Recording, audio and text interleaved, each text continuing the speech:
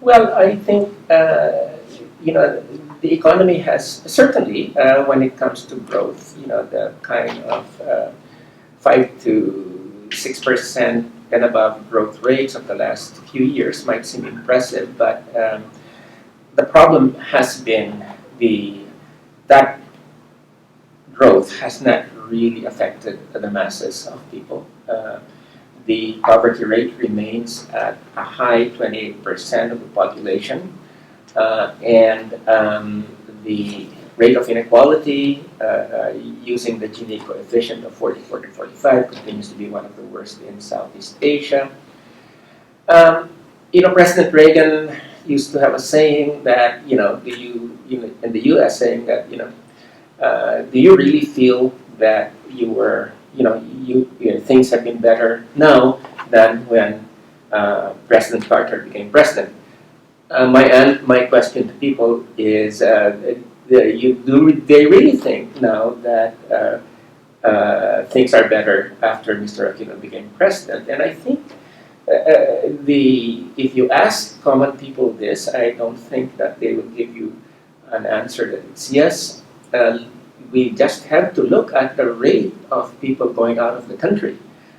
Tremendous numbers of people going out each year, millions of people going out each year because of what they feel is a lack of hope in the country at this point. So I would say we have a major problem when just very few have benefited from economic growth.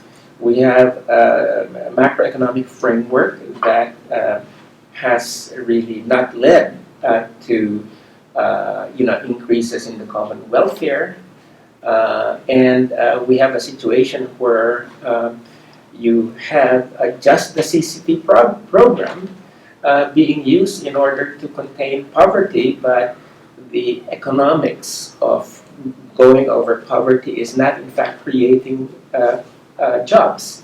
So, and I think that points to a bigger problem, which is the priorities in our economic strategy, and I think that's what we really need to discuss in these elections. Sir, so in light of this growth, we are still facing high levels of unemployment, persisting poverty, and gross inequality, as you have mentioned. What are your thoughts on addressing these issues?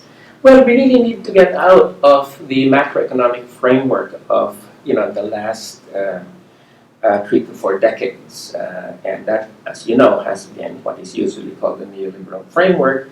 But the main priorities or the main thrust of this framework have been, among others, priority of repaying the foreign debt, export-oriented growth, export of labor, privatization, and deregulation. And I think when you look at all of this, I think you have a major problem. The question of our foreign debt, when 34% of your budget, goes to paying off the debt, that means you have very little left in terms for capital expenditures. And I think, let's face it, this is probably the main block to development that has been created. Export-oriented growth in a time of global stagnation, that doesn't work.